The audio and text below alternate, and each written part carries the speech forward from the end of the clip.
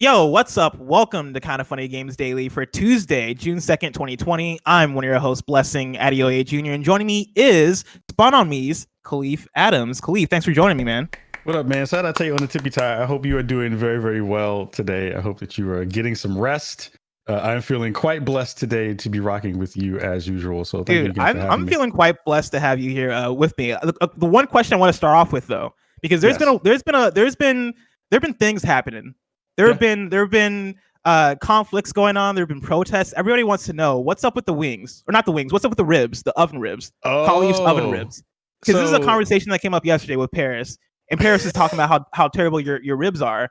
Greg was defending your ribs. I want to know what the deal is. So there's been this debate about, whether you should cook your ribs in an oven or on a grill. So, Paris Lilly, massive shout out to him and massive shout out to everything that Gamertag Radio does. We are having a long-standing feud about whose ribs are better.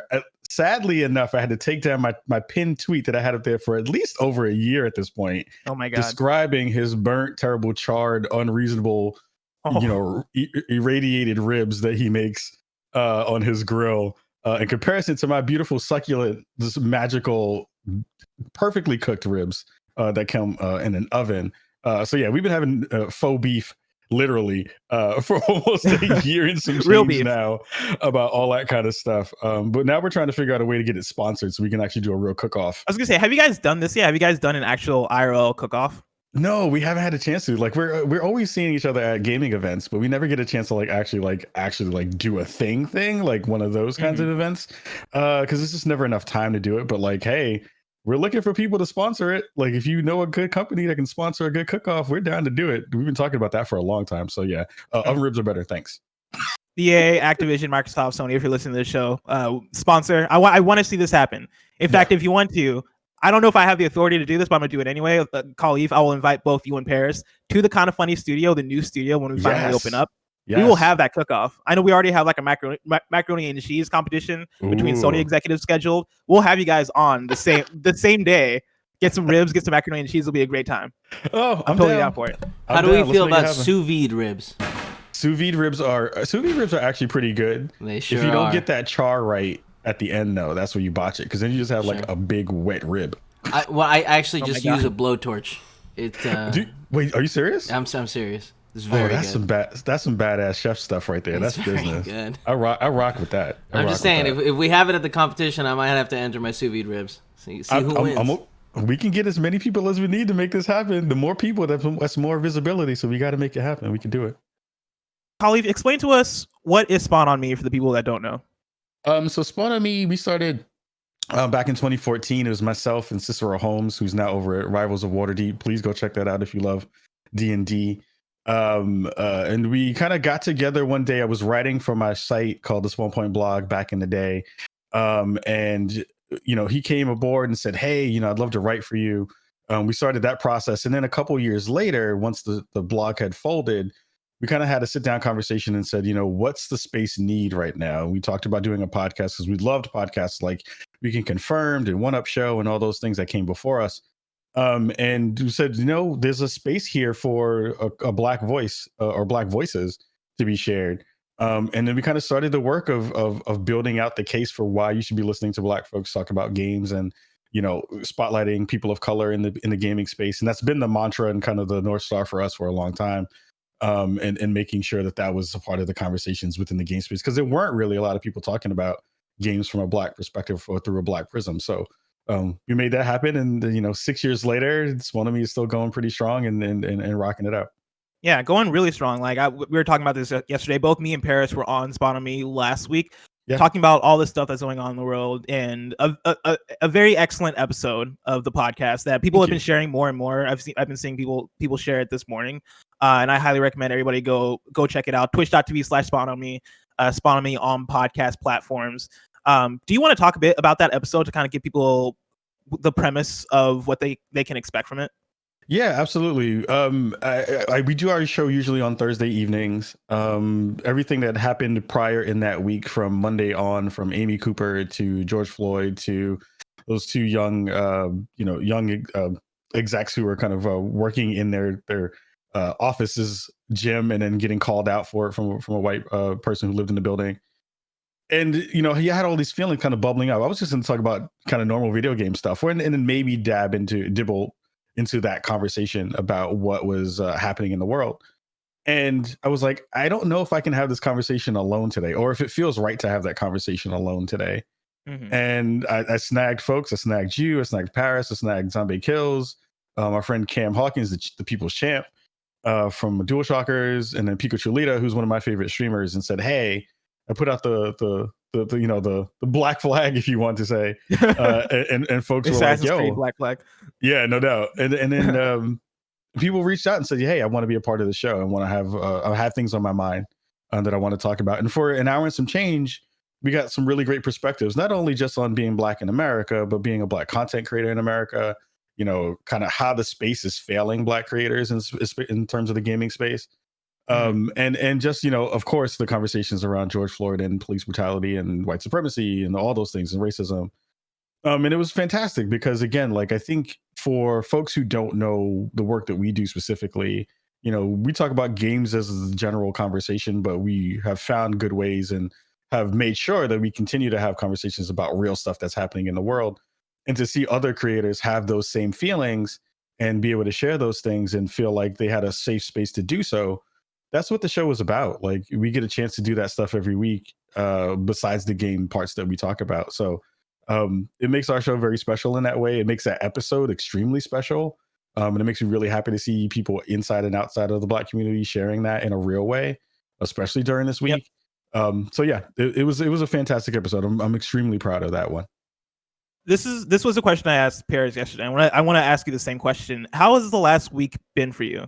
Because I know for me, like, of course, like, this week has had its ups and downs, right? Yeah. Like, you know, I feel like everybody's affected when you see death, especially injustice, right? Unjustified death like that, a murder, if you will. Like, that is never really an easy thing to take in. This last week, especially seeing the reaction to it and seeing, I know for me, seeing people come out in support and people donate and people being vocal, probably more so than ever before.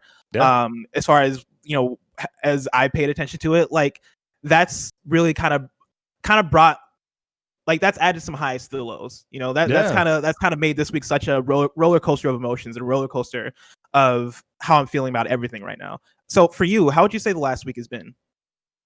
It's been a lot of different emotions. I mean, sadly, I'm 41 now. I'll be 42 this August. The amount of Black death that I've seen over my 41 years is unreasonable in terms of the amounts of just death in general. But seeing people who look like me die in public spaces has been a part of my life, or seeing us be abused or, you know, hurt or, beat up on by the state, by other people, by all those things, has sadly been a part of my existence. In that, in and of itself, reflecting on that on a consistent basis is a thing that I thought about a lot this week. I remember I was talking to my wife about this. I was like, when was the first time I saw or heard about, you know, someone Black being hurt in that way? And I was like, I was 11. And I was thinking about Yusef Hawkins back in 89. And then you have all the other folks after that, you know, the folks that we hear about, and then the folks that we don't hear about.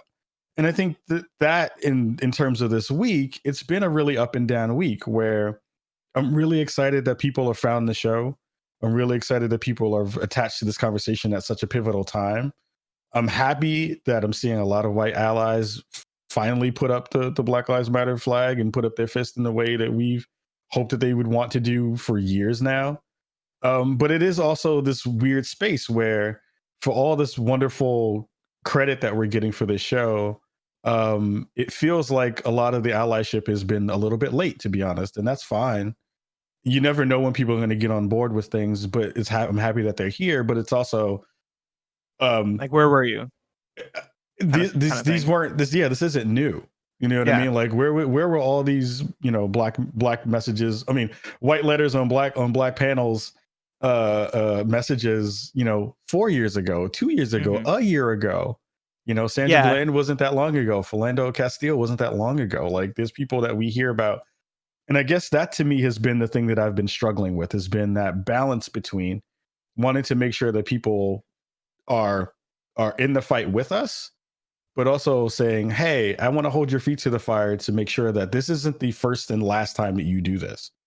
Because there's going to be more of these killings. There's going to be more of these deaths that's going to happen, sadly. What are you going to do then? Is it going to be continuing to do this? Are you going to continue to share out Black voices? Not just during this week, but for the rest of the time that you have your platform? Like, those are things I actually care about. So it's been an up and down week. It's been busy. It's been full of lots of different conversations from random people in my DMs who have been sad and been worried and all that stuff. So it's a lot of emotional stuff to carry, but that's kind of what I'm been doing for a long time. So I'm here for it.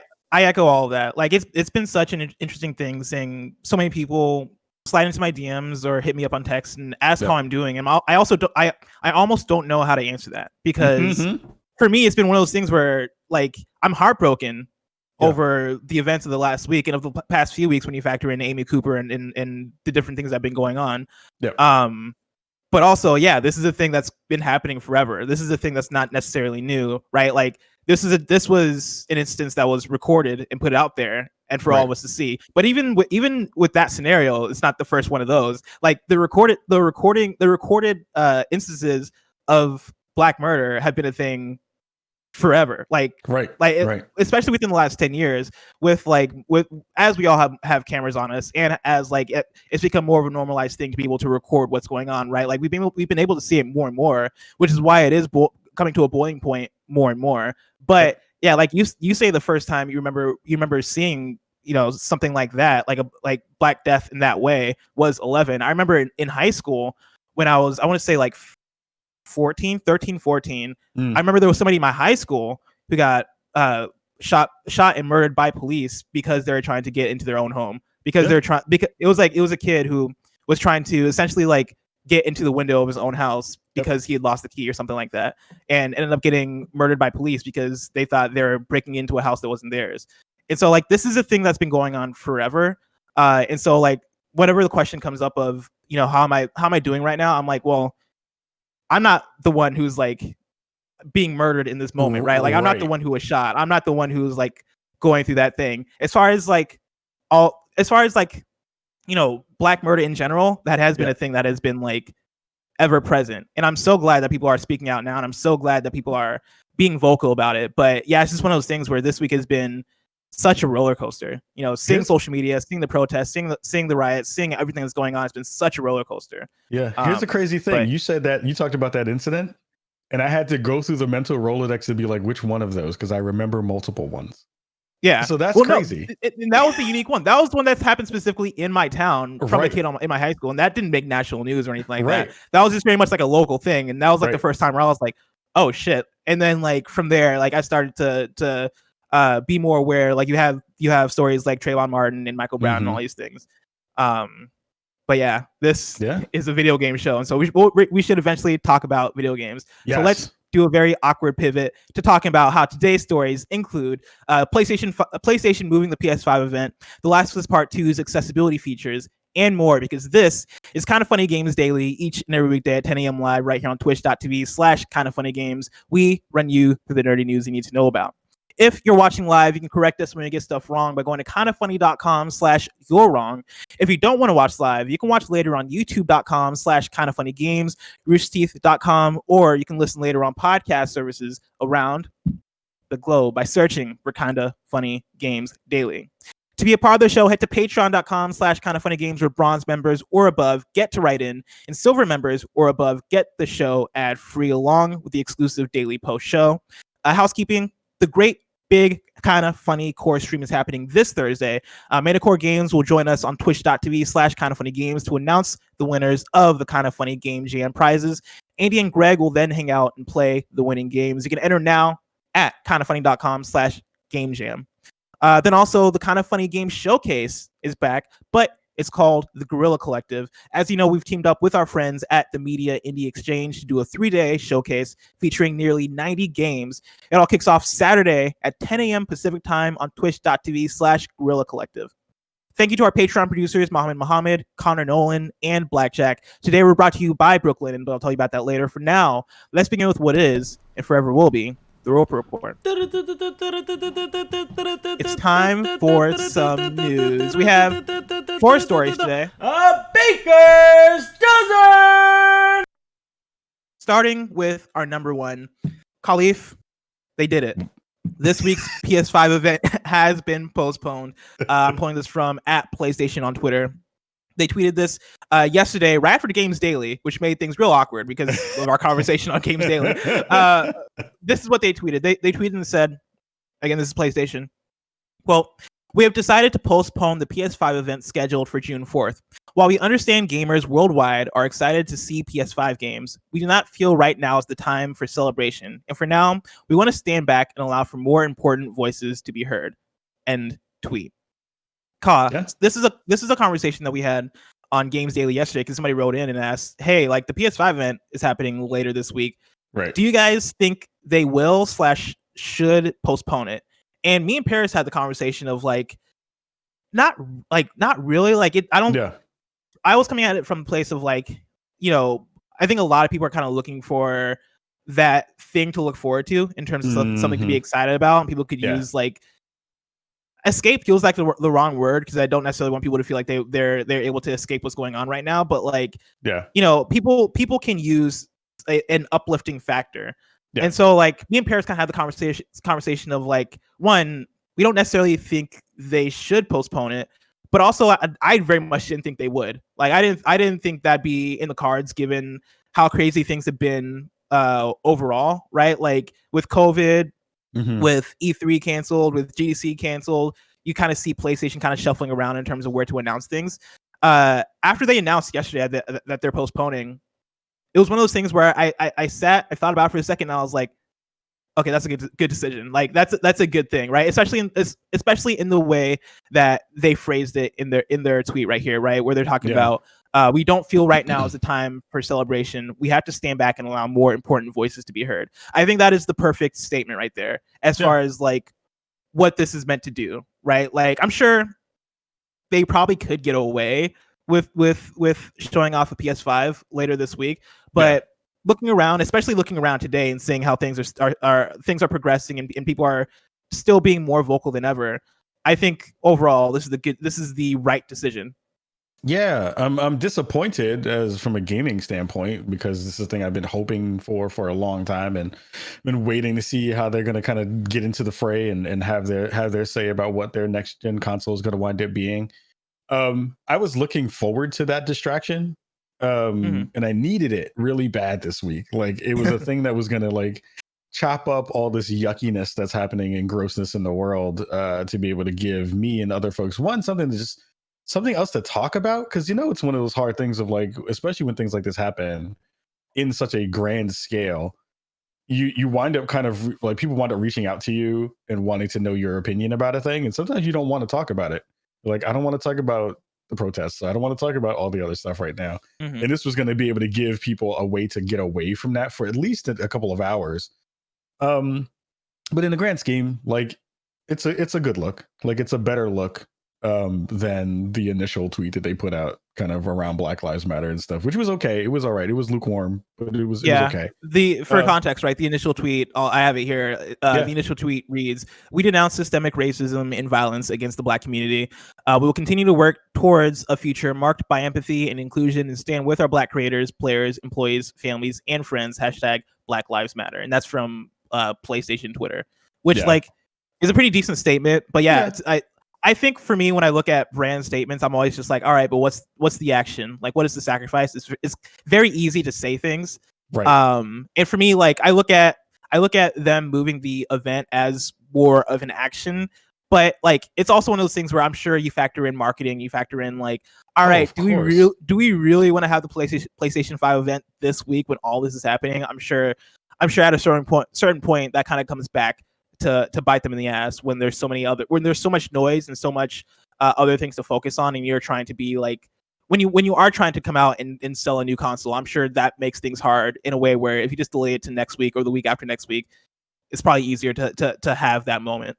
I mean, think about this too, because we've seen it happen so often when brands get a thing wrong. Like I could totally see somebody doing a marketing montage of some burned down, building, or some, post apocalyptic scene in a game, and then people being like, "Really, Sony? Really, PlayStation? Is this the time you're going to put that thing out?" So it's a good way to save your own ass, for sure. But it's also, again, like, they are reading the room in the correct way right now, and that's smart. Like, from a business perspective, that's just a smart thing to do. We'll see about the conversations about that, what that looks like in terms of their actual statement. One of the things I tweeted directly right after that, and quote tweeted that thing, was like, "Yeah, if you care a lot about all these Black creators and all that stuff, you should give more Black folks in the gaming space some more access." So that was it was again, like, what are you gonna do? For me at this point, like, you can say all the things, the platitudes are great, what are you going to do going forward, is always the kind of thing. But yeah, they put out the statement they needed to at the time. Scott writes in to patreon.com/kindoffunnygames, just like you can, says, "Greetings, Blessing and Kahlief. So Sony understandably canceled the PS5 event this week. I have a couple of questions. Should EA and CD Projekt Red cancel their events next week? Also, as Black voices in the gaming community, when would you feel comfortable with Sony doing their event?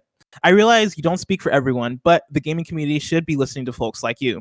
The situation is not changing anytime soon, so does Sony not reveal the PS5 until August? Thanks for being great voices during this difficult time." That's a good question. I mean, I think I don't know when the right time is going to be for them in terms of the state of the world. Like, it really is going to depend on how the state of the world works. We just had basically martial law come down overnight.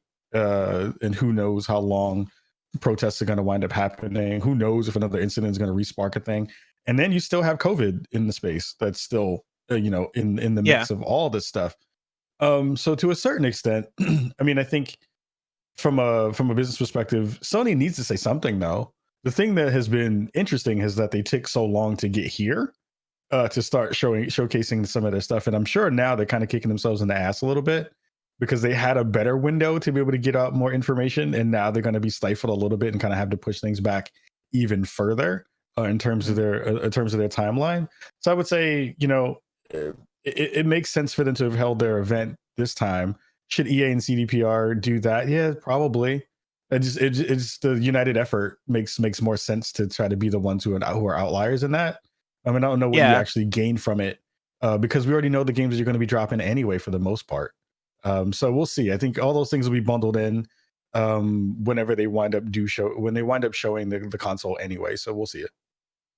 I think they just got to keep their ear to the ground and see, like, where things go, because I think they could get away with showing with doing the event, let's say next week, if things are calm by next week, right? Like, if I have a feeling that what's going on right now in terms of the protests and in terms of the conversation, in terms of everything kind of blowing up right now, that's going to continue.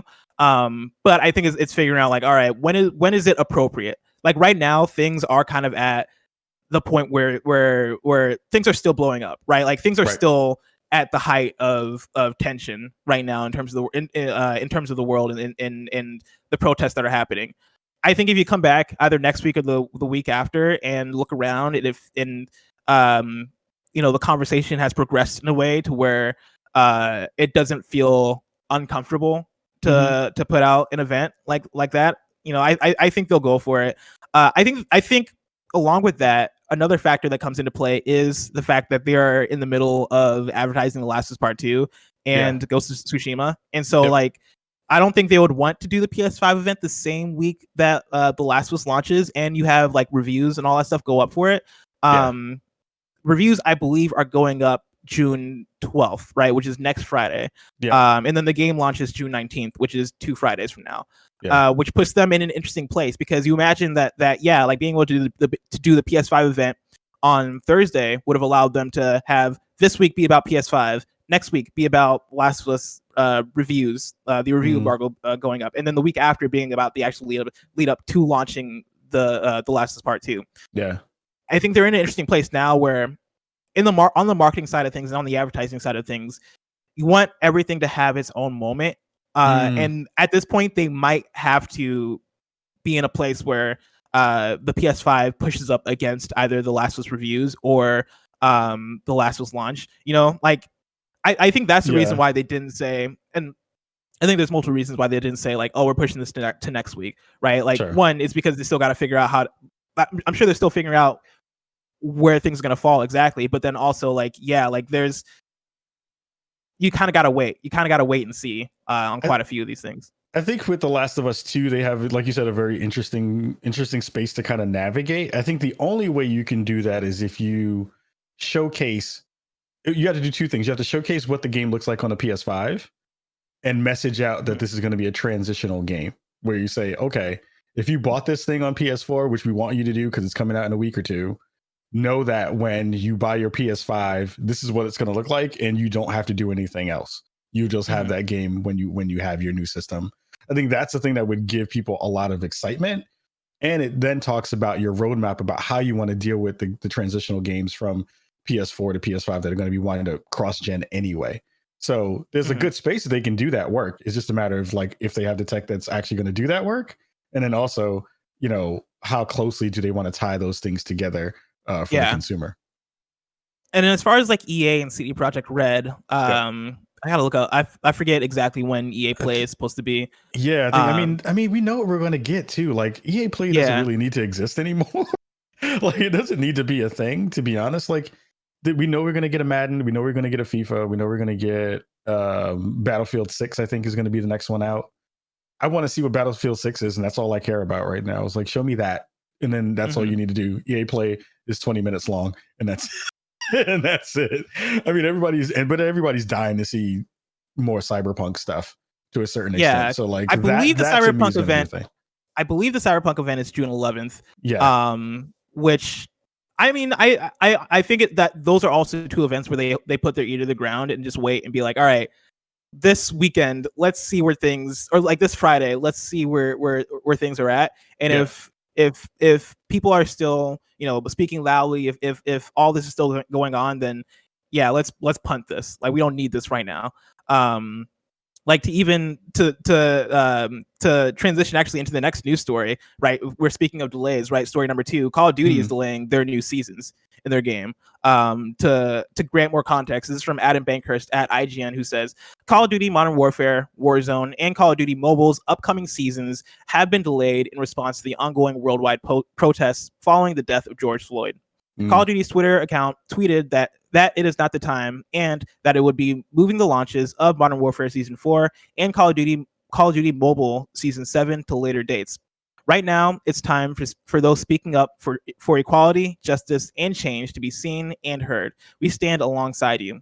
And then the IGN article continues to say there's no indication as to the new dates for these new seasons, but Call of Duty Modern Warfare's 4th season was set to launch on June 3rd, while Call of Duty Mobile's was also set for this week, right? And those are two things as far as like the Call of Duty seasons, right? Like those are things that were imminent. Those are things that were happening right now. Right. And those got delayed.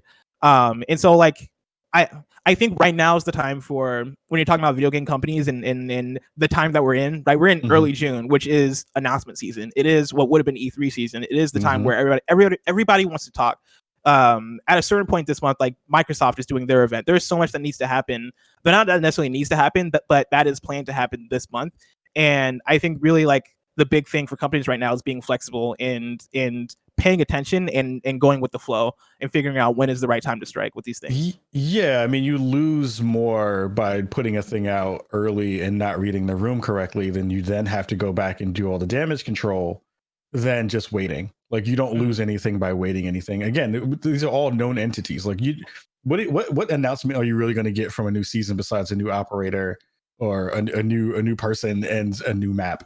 You know what I mean? Like there isn't a lot of actual information there that is that important compared to the conversations that they're having about the state of the world. I think it's going to be interesting to see who the first company is that bucks that trend and what the feedback and probably blowback is going to wind up being to those companies that do that thing.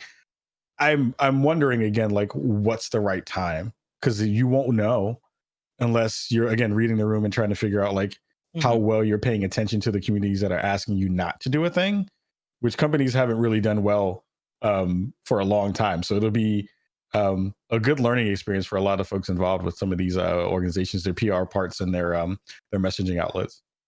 Have you seen some of the responses in like the comments and stuff to both these delays being like the Sony delay and the Call of Duty delay? Because of course.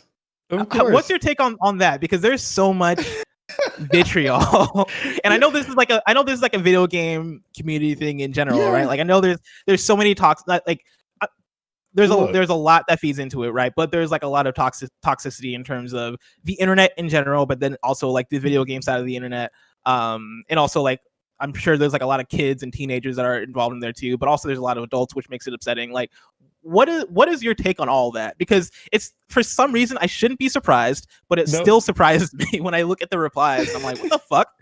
Well, here's the thing though, right? It's like, and it's perfect because it's the same conversation that we have about all the stuff all the time. Again, right now, as we speak, there are people who got beat up last night for protesting people being shot and killed by the state.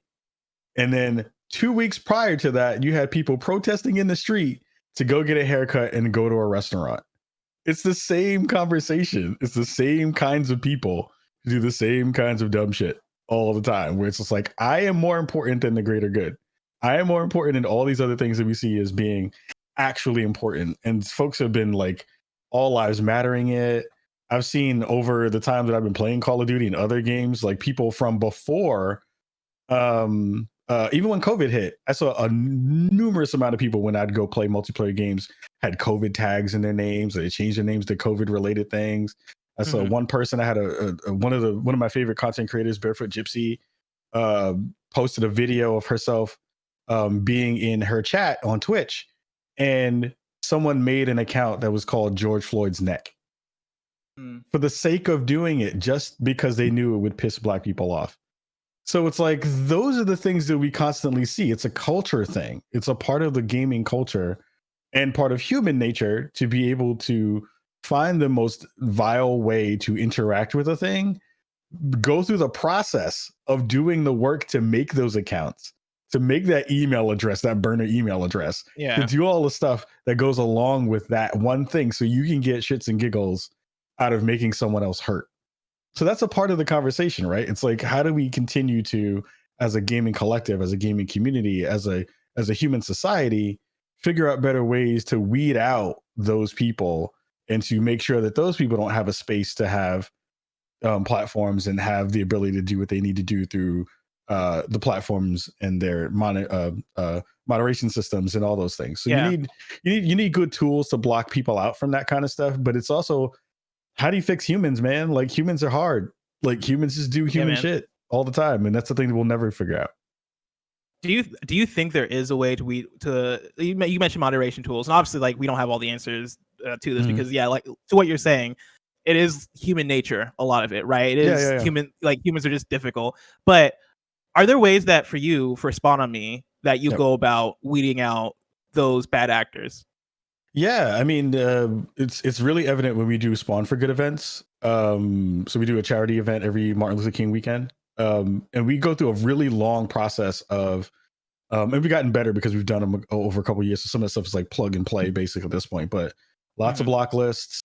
I don't really believe in block lists. That's not true. Blocked word lists are really important because you know what most people are going to say. So that's the interesting thing about racism, is like, if you've gone through it enough, you know all the words, you know all the phrases. So you already know, like, nothing really surprises you at this point. So you already know you can pre-do the work. So that's one thing. Having lots of moderators in your spaces, not only in your chat, but in your Twitter feed too. Like, if you have good circles and you curated a good list, most of that stuff doesn't wind up coming your way. And it depends on some of the stuff depends on how you engage with the internet too.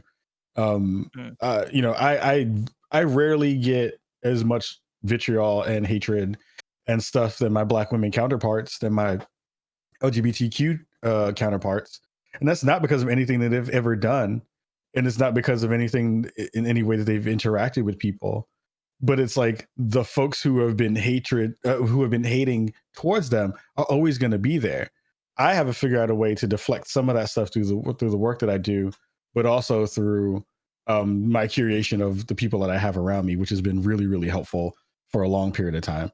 So I say, you know, you can do some of that work depending upon who you are. That's a privilege that I have, and I'm willing to put that out there for sure. But you have to do that work for other people too. Like, don't share stupid is a thing I believe in all the time. I'm faulty of it. Like I do it sometimes and it's bad. But like sharing things that trigger other people into their feeds and into their timelines doesn't help them either. So it's a lot of small things that you can do to help build that stuff up in good ways. You can kind of insulate yourself from some of it, but the internet is the internet. People don't care. Like, people just are terse and people are mean and people suck in that way, but people are also fantastic and great. So it's a balance. Speaking of people being fantastic and great, story number 3, The Last of Us Part 2 has around 60 different accessibility features. I'm pulling this from Rebekah Valentine at gamesindustry.biz. The Last of Us Part 2, which launches this month, includes around 60 different accessibility features, according to developer Naughty Dog. In interviews with The Verge, game designers Emilia Scatz and Matthew Gallant outlined some of the key accessibility features, their development, and the reason behind their inclusion. These features canvas controller mapping, visual aids, audio clues, navigation and traversal features, and combat features. They include the ability to increase the size of the UI, make changes to subtitles, turn on a text-to-speech option for every piece of text in the game, including menus, audio cues to indicate nearby items or ledges, a zoom feature using the DualShock controller touchpad, and a high contrast mode for low vision players that renders the world a light gray with enemies in red and allies in blue. Gallant said that these features had been planned from the start of development, and that some, such as the high contrast mode, text-to-speech, and mappable controls, had required significant technical resources. The features have undergone significant changes throughout development, with the assistance of focus testers and accessibility advocates such as Brandon Cole advising on implementation. For example, Naughty Dog initially planned to have game modes separated out for users with different accessibility needs, such as one for hearing impaired players and another for those who needed motor control assistance. Quote, instantly we got feedback that is not what we wanted, Gallant said. Quote, we wanted to be able to dig into menus, fine-tune things, adjust things, really get into the nitty-gritty of what these options mean, end quote. As a result, the final game includes a packed accessibility menu with toggles and sliders for each feature, though there are also some preset categories such as vision and hearing to give players a place to start if they feel overwhelmed. Quote, accessibility for us is about removing barriers that are keeping players from completing a game, Scat said. It's not about dumbing down a game or making a game easy. What do our players need in order to play the game in parity with everyone else? End quote. Oh, this is pretty cool. This is pretty awesome. This is fantastic, and shout out to Rebekah for one, because she's amazing as a writer and content creator. Yeah, absolutely, she's fantastic. And shout out to folks like over like Able Gamers too, who I love and represent all the time, who have been striving and helping people like Naughty Dog and other companies do this work for so many years now. It's amazingly important just to be able to have those options for other people who suffer disabilities and go through what they go through. And so being able to have that stuff just baked into the system, I'm hoping that the tools that they are putting into Last of Us and games like this, that they continue to share that stuff out with other developers. I think that's a thing that I would hope comes out of something like this, is like, don't share it. I mean, don't hoard that stuff to yourself. Like, make sure that that's a thing that goes across, all the games that we see. So that makes it part of why. That's part of why it kind of sucks. Or not even kind of. That's part of why it sucks that GDC was canceled. Like, I know GDC is a place where you have a lot of talks like that, and you have a lot of information shared like that. Like, this is very unrelated, but kind of related. I know Mortal Kombat 11. Actually, we both play Mortal Kombat 11, so you already know where I'm about to go. But their tutorial systems are incredible.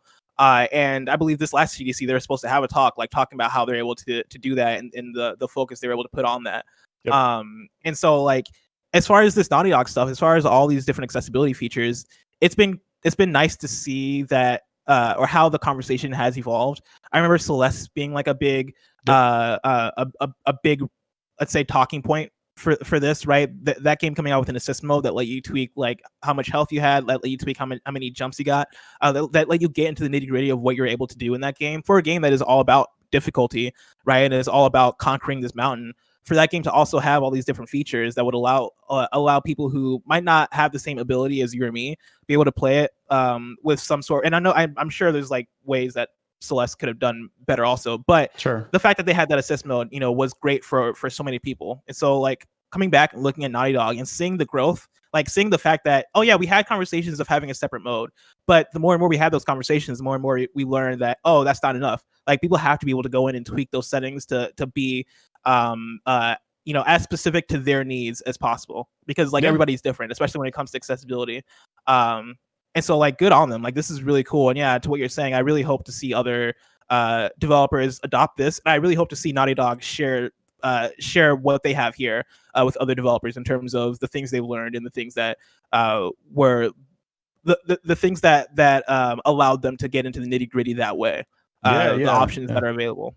Yeah, I mean, and it just makes the space better. Like it just makes all the games that we get now and then for the future better, because then folks can inform other companies to say like, oh, here's the thing you might have missed, or here's the thing that you put in that you might need to tweak. Like the good feedback that you get from the accessibility community is amazing in terms of how well it's made games going forward.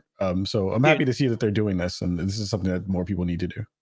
Following Steven Spahn and Steve Saylor, like I've learned so much when it comes to accessibility and when it comes to like things I would never have thought of in terms of video games and the things that affect the way that they're able to play video games. Like Steve Saylor, of course, the blind gamer on Twitter and on YouTube, right? Like he talks a lot about subtitles and how so many games just are fucked in terms of the size of their text and like how that's small of a thing that I would never think about, like that I would have just never like cared about, him bringing it up and talking about it and talking about the ways that it actually affects him and how he and people like him are able to play video games. Like, it's very eye-opening. And so to what you're saying, right, this makes the space better for all of us. And to the final quote here in the article, where Scats mentioned that accessibility for us is about removing barriers that are keeping players from completing a game. It's not about dumbing down a game or making a game easy. Because I know that's been a talking point before, especially when with like Soulsborne titles, and like, should Soulsborne games have accessibility options, all these different things, right? Like, the thing that I know when that conversation was happening with Sekiro, I was in a place where I was very conflicted on the topic. I was very much like, all right, like you want creative vision to be seen, and you want to be able to like have that difficulty if this game is going to be if you want this game to be a difficult game as the developer. Right. But I also understand the accessibility portion of it too. And yeah, the more and more I thought about it, the more and more I was like, the more and more, in fact, let me say it like this: the more and more I like opened my ears to listen to people that were having that conversation, right? People like Steven Spahn, and quite a few other people. The more and more I felt like I was able to learn, and the more and more I was like, okay, cool, yeah, it's not necessarily about preserving it's not necessarily about making a difficult game easy, right? It's about preserving that difficult experience for somebody who wants to be able to play it, period, right? Like it's not about Sekiro getting an easy mode. It's about accessibility options being put into Sekiro so that other people can enjoy it. And that's the thing, is that most people don't learn. Sorry, I cut you off in the last part of your statement. But I was going to say that's the beauty of it, right? Which is the thing I don't think the selfish crowd gets a lot, is that it's not about you. It's not about you at all. It's about making sure that everyone can get into the game and like everyone can do the thing. And if you don't want to use those options, you don't have to. They're just options. You don't have to use them. That's the thing that always bugged me out. I was like, you don't have to put it on. You can just play it the way other people played it, and then let everybody else rock it with the other versions of it or the other options. It doesn't make sense. Exactly. Yeah. And then our last story number 4. This is a Greg Miller joint. He was the one that dropped this in the Slack community, including the show. And so I gotta read it. WWE 2K22 is looking at Smackdown and No Mercy for inspiration. This is from Andy Robinson at Video Games Chronicle. And before I even get into it, Kahlief, do you play any wrestling games? Have wrestling games ever been your jam? Oh yeah, for sure. I'm like old school No Mercy and No Way Out, and all that stuff. I remember that. Fire Pro Wrestling, all that stuff's really good. Perfect. And this new story is for you. Yes. It reads, 2K's new WWE games boss has said his development team is looking at past classics such as No Mercy and SmackDown as inspiration for their next game. Former Double Helix studio head Patrick Gilmore was deployed as the new WWE 2K lead earlier this year as the game franchise attempts to enact a renewed focus on quality. In April, 2K confirmed earlier reports that plans for WWE 2K21 had been canceled following a challenging 2020 game. WWE 2K20 was a disappointing full debut for developer Visual Concepts, resulting in one of the lowest Metacritic scores in 2K's history, mostly due to a huge number of technical issues at release. Participating in a Reddit Q&A this weekend, 2K's Gilmore revealed the first details of his plan for 2021's WWE game and told fans to expect a, quote, significant evolution in gameplay with the next installment, end quote. Quote, core gameplay is one of the major investments we're making in the next installment. One of the six pillars we are focused on disproportionately in development, he wrote. He continues, we're looking at much loved previous games like No Mercy or Smackdown Here Comes the Pain, along with the top franchise installments and more modern wrestling and fighting games to build an all new philosophical foundation for the game, end quote. However, the WWE Games boss added that fans expecting 2K22 to wholesale adopt a control scheme or philosophy from one of their favorite games would likely to be disappointed. Quote, we are trying to combine the best ideas out there into a brand new wrestling experience that sets a new standard, he said. Gilmore claimed that WWE 2K22's gameplay would be focused on accessibility, depth, and wrestling experience. And he goes on, they go on in the article to kind of break down that whole accessibility, depth, and wrestling experience thing. But I highly recommend people go to Video Games Chronicle if you're interested to learn more about that. Kahlief, we both like fighting games. At least we both like Mortal Kombat. And we both have played wrestling games in the past. Mm-hmm. I'm sure you followed 2K20 and followed how broken that game ended up being. It's been an interesting journey seeing that game come out broken, this year's game being canceled and replaced with 2K Battlegrounds. And now they're talking about the revamps they're wanting to make for next year's game. Where are you at in terms of all this? How do you feel about it? I'm so surprised that they're still going. Like, that's the thing that's bugging me out more than anything else. I'm just like, you're still making games. And to be honest, they haven't been good for a very, very long time. Like, it is amazing that they still budget that into their marketing plans and that they put that into dev when it's not really that good. It is not my fault. You imagine it's a huge moneymaker, though. I mean, like for look WWE. At it. As a licensed game, there are very few wrestling games that get licensed that are that big. And plus, since WWE has a monopoly basically on big time wrestling, I mean, TNA is still in there. There's Chikara and all the other places and all those other kinds of AEW, like all those outlets are still there. And you can make the argument for which one has better wrestling in it and which one has better storylines. But it thinks, in terms of brain and mind share, like most people will just go to the WWE because they know that brand. They've been grown up with it for a long time. I am just confused. Like, I want to see what they're going to do. I was actually more excited at the fact that they were going to do that Battlegrounds game as a wrestling game, because I don't think the 2K NBA game wasn't great. Playgrounds wasn't great. It wasn't great at all. It was really bad, actually. And I was hoping to see a more arcade style wrestling game come into this space, like Midway's old school WrestleMania game that they had, which was fantastic. So it's like, I don't know what they're trying to do anymore. I don't know if they should just take a year off, like they said that they were going to do a couple years ago, and just like wait and like shelve it and then try to revamp it. I mean, this year is that year off, pretty much, right? Like they have Battlegrounds, but I don't know. Like again, as wrestling games go, it is very difficult to get that good balance between what a kind of, because they've always tried to make a sim wrestling game to a certain extent. In the same vein that they've done 2K, NBA 2K. And I just don't think it's ever really come off in a good way that felt really fun to me and felt like I was getting the experience of what it's like to be in an actual or watch a really good wrestling match.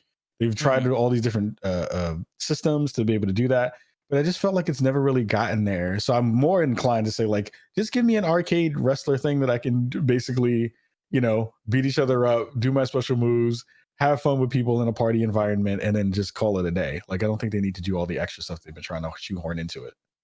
Yeah, for me, it's been interesting to see the announcement of Battlegrounds, because that was one where I think we all watched the trailer and went, oh no, like, in theory, it sounds like a great idea, but like seeing what the actual thing looks like, seeing the actual trailer, it seems like it's very undercooked in a way where, like, to what you're saying, I think an arcade wrestling game could be really awesome, right? For them to take a step back and be like, hey, like even if they are going to do a yearly sim game, like maybe every other year alongside it, do like an arcade game. But Battlegrounds doesn't seem to be the one that's going to hit the way that it needs to in order to actually make that a thing that we all get excited about.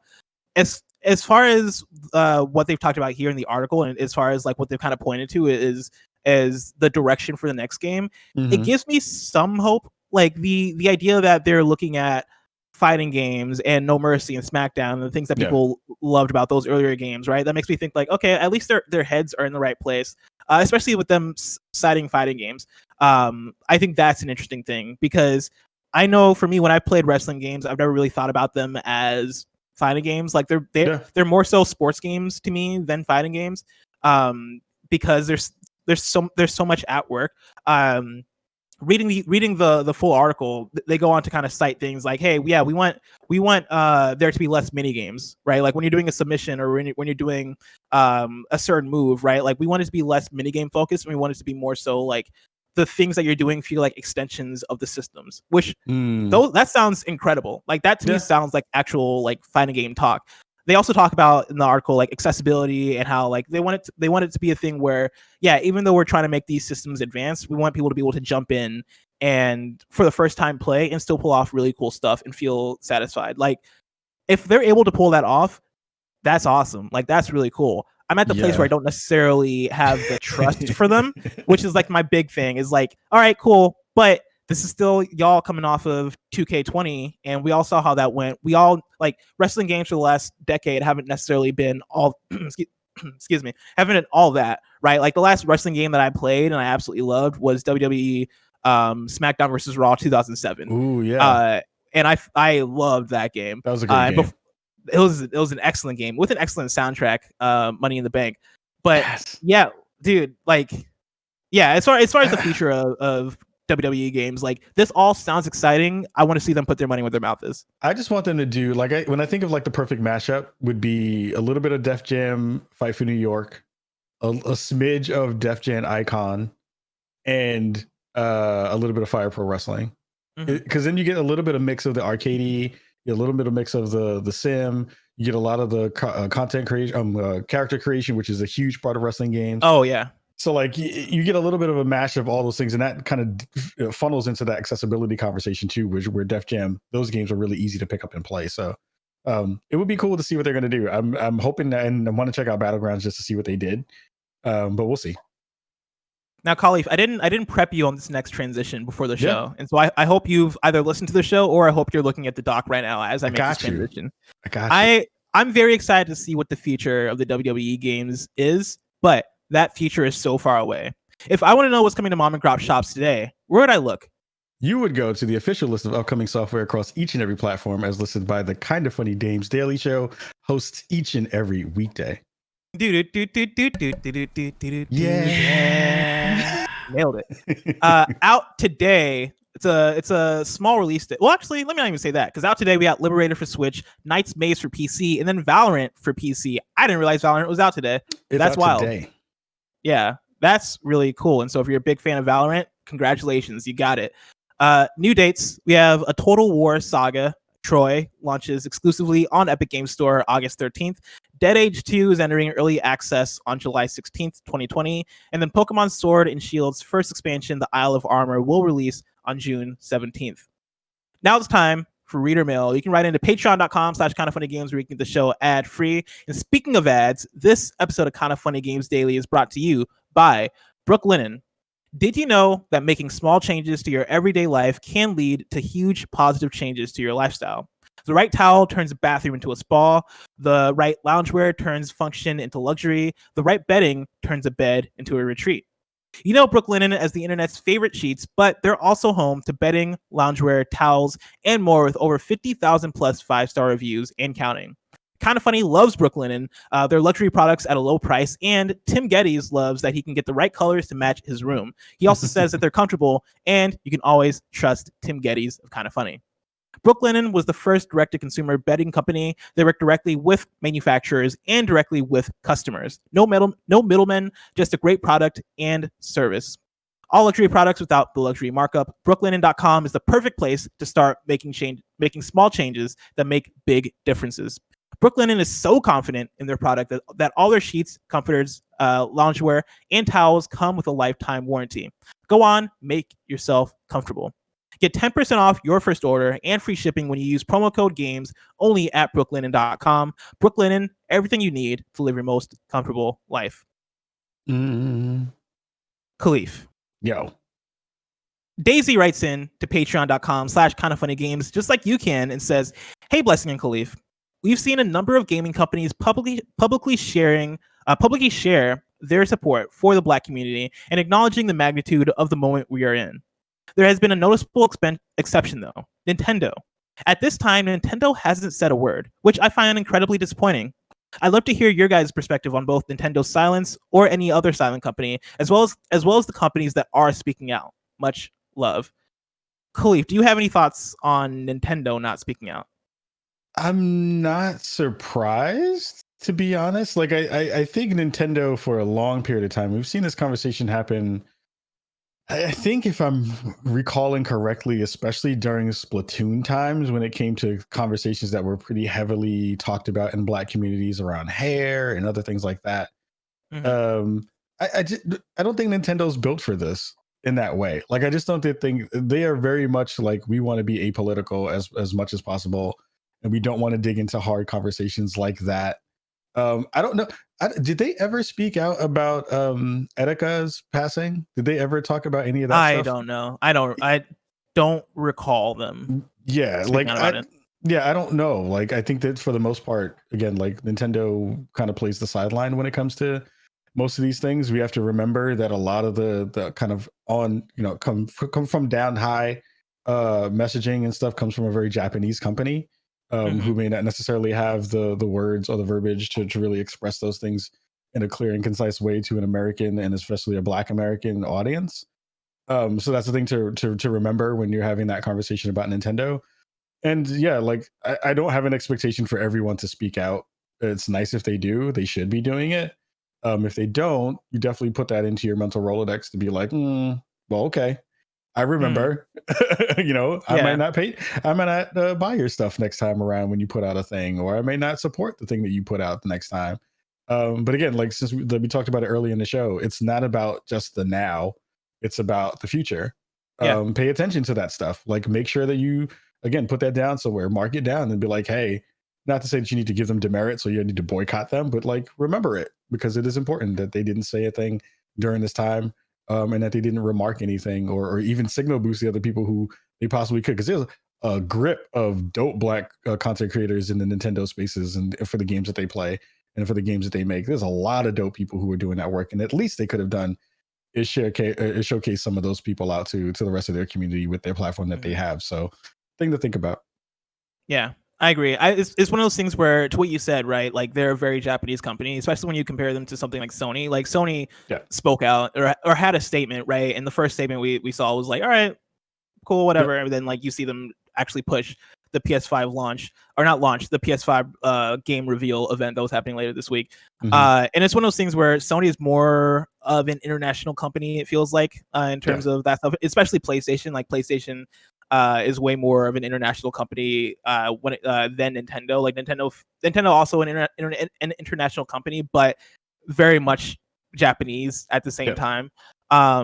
And yeah, like, it's one of those things where, I don't necessarily expect every single company to speak out, and that's not even necessarily what I personally ask for. Sure. Like, I could kind of care less about what brands have to say about issues, because a lot of it is brands protecting their backs, right? Like, brands covering themselves, like, especially when we mentioned it earlier in the show, though, but like, when it comes to brands saying things and then not necessarily having any sort of action, or not necessarily even, like, giving money or donating or doing anything to support the cause, anything practical, it's like, all right, cool. Like, I like, thanks, I guess, but I also don't like, that's not, I don't really care. I don't necessarily, it doesn't move the needle. That's not necessarily for me. It doesn't move the needle. And so, like, I kind of lump, I guess, in terms of this case, I maybe lump Nintendo in with that. Like, I personally don't care if brands speak out or not. I love when brands do something proactive, and I love when brands give, and I love when brands donate to causes that matter. But in this moment, I'm like, like it's almost like the Dave Chappelle stand up where he's like where they're asking Ja Rule about 9/11 and he's like who the fuck who cares about what Ja Rule has to say at a time like this? I don't give a fuck about what Nintendo has to say at a time like this. Like if I'm being very honest, I don't care. Because my question to the audience is like, what would be the thing that they could say? Is it just them needing to say anything, or do they need to be like full-throated in what they need to say? Because that, to me, that's also a big difference too. Like if you come to this conversation kind of mealy-mouthed and kind of as a fence sitter and not really talk to the actual issue, then the words that you put out don't really have any impact, and they don't move the needle. So like if you're going to say a thing, say it with your chest, and if you're not, then don't say it at all. Yeah, I'm very much more so even concerned about what the personalities and the human beings there have to say. Like like Reggie Fils-Aimé is probably one of my favorite people in the industry, and I remember when I think it might have been as he was leaving Nintendo, or actually no, I think it was the article I'm thinking of resurfaced as he was leaving Nintendo. Oh, the one from Austin Walker. The one from Austin Walker, yes, where he's talking about the value of diversity in the industry and how Nintendo goes about like Reggie said like a lot of amazing things in that article, right? Like I believe that was the same article that he talked about crunch, and he talked about how like we work to fight crunch, we try to hire more when it comes to times where things are more involved and heavy in terms of workload. And like, you know, I look at Reggie as a figure who I'm like, all right, cool. Like Nintendo's not saying much as like a brand, but Reggie as like the head of that brand at that time is out here being outspoken and saying all the right things in a way where like, yeah, you go, like that's awesome. I mean, so like, the first time I heard him rep his blackness in a real way too, which was fantastic. It was like eye-opening and really amazing, because I was like, oh, like I see it, we all see it. But like, it's important to hear people say it out loud and be like, no, I am proud to be this black person from the Bronx, XXYZ. This stuff is super important. That representation and that visibility is super important. Go ahead, Bless. I'm sorry. Exactly. No, you're totally good. But yeah, like I would want to see, for me, what I prefer in terms of brands speaking out, I prefer to see their higher ups speaking out. I prefer to see the people actually talking and speaking out. Because I think that speaks way more volumes than like, you know, I don't know, Coca-Cola coming out and being like, hey, racism is bad. It's like, all right, cool. We know, like, that's a very safe stance to have, that racism is bad. So that's kind of where with her Pepsi moment. Yeah, it's like, all right, cool. That was such a I didn't see that happen. I didn't see that happen once this weekend, by the way. I didn't see one Pepsi handed out and it fixed things. Yeah, I didn't see a whole bunch of tear gas go out, though. I didn't see a whole bunch of Pepsis go out. Exactly. Now it's time to squad up. Torbannok writes in with a squad up on PS4 and says, "Hey, Blessing Kahlief, I finally gotten into Apex Legends and I'm looking for some best friends to play with.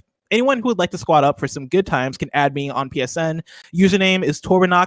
I'm usually on after 7 p.m. Eastern time. Thanks and stay well, everyone." Again, Torbannok is spelled Torbannok on PS4 if you want to add Torbannok and play some Apex Legends.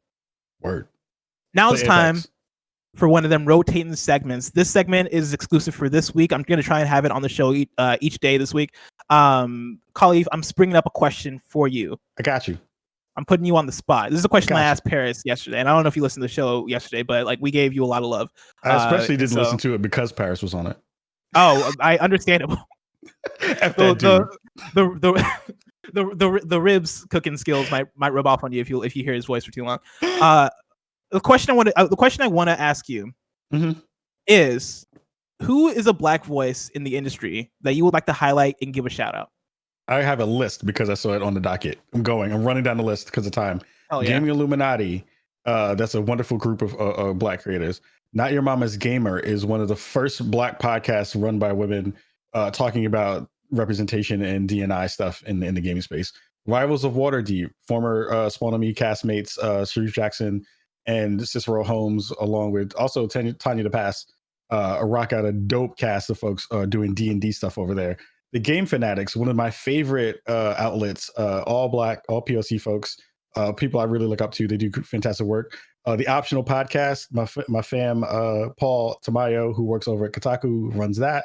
Odell Harmon Jr., who was also on KF some while ago.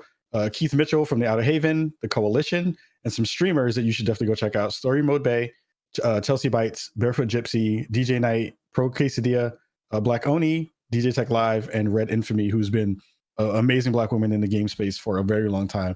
That's just a small list of people. That's awesome. So you can't say you don't know now.